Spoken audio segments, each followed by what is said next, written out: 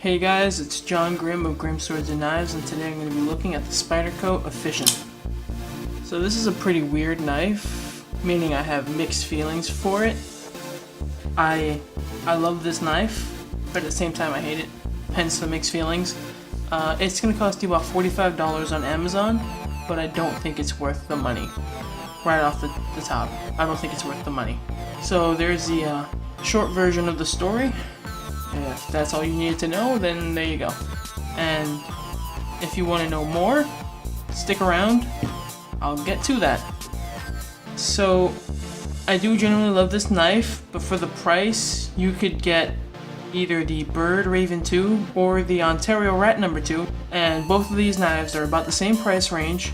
About a 3-inch blade on both. The Raven 2 is slightly longer than 3 inches. I believe it's 3 1/4. But both of them are about the same price range, but they're coming in D2 tool steel, which is the ultimate budget steel? Question mark? I guess I wouldn't say the ultimate budget steel, but it's definitely highly regarded amongst the knife community because it can take a fine edge, hold it for a long time, and it's just a good steel that they usually sell for a pretty low price. Especially nowadays, it used to be a lot more expensive. You can see that this thing is made in Spyderco, and this one has the Spyderco Efficient is made with 8CR13 MOV stainless steel, which sucks. I mean, it doesn't suck. It's a good introductory steel for the knife community. Like when you see it in the CRKT Squid, it's not a bad steel because you're only paying $17. By the way, quick knife size comparison. You can see that the Spyderco is much longer. It's like an actual size knife. Although still in my big hands, my pinky can't even. This one does feature a finger choil, which I greatly appreciate because then all my fingers can fit on the knife and you can really choke up on the blade for the finer of cutting tasks. Right, the build quality on this knife is awesome. If they had switched the steel to D2 tool steel, it would be worth it. I would recommend this knife 100% because I do love the knife. I love the shape of the blade. I like how even though it's Spyderco, it doesn't have the signature swoopy doop that you push against your thumb because for my larger hands it's very uncomfortable. So if you have big hands, I don't know. I don't find it comfortable. I don't like it. I like this plainer leaf shaped blade. Still a full flat grind. Has that nice satin polished finish.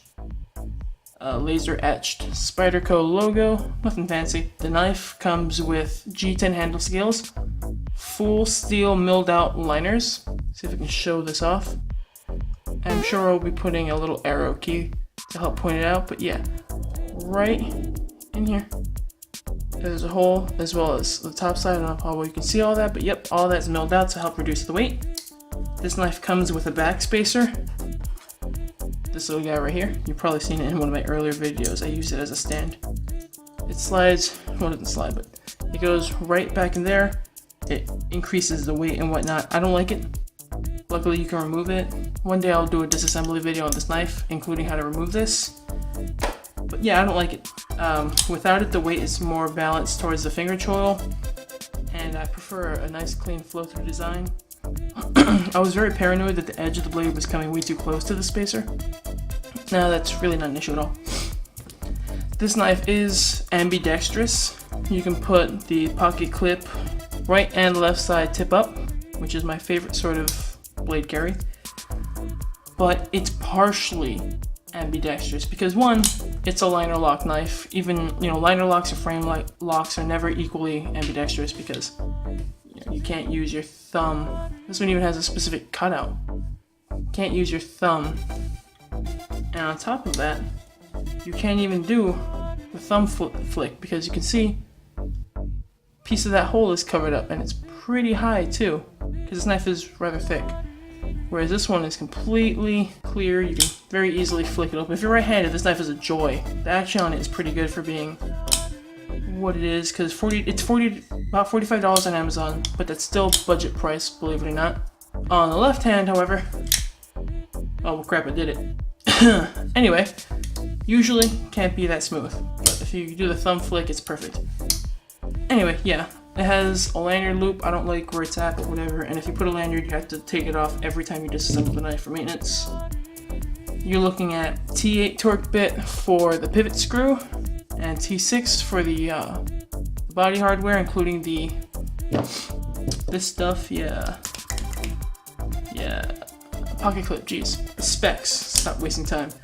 The blade itself, from the actual cutting edge to the tip of the blade, is 2 3/4 of an inch, and the handle length from where the finger choil starts to the very back of the blade is 4 1/4 inches.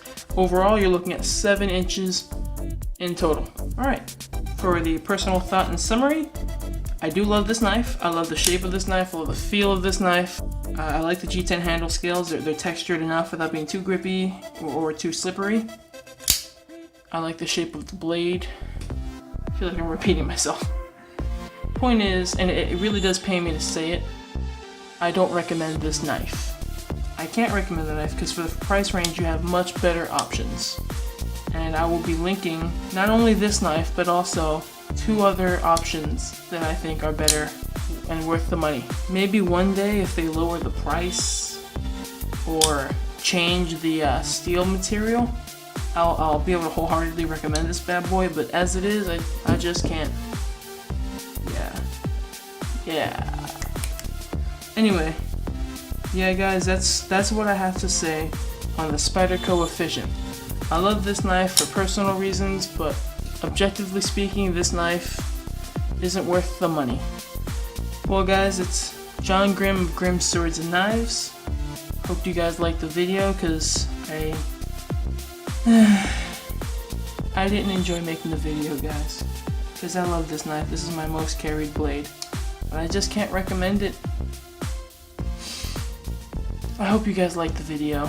If you did, I would appreciate a like or subscribe, and I hope this video made your day a little less grim.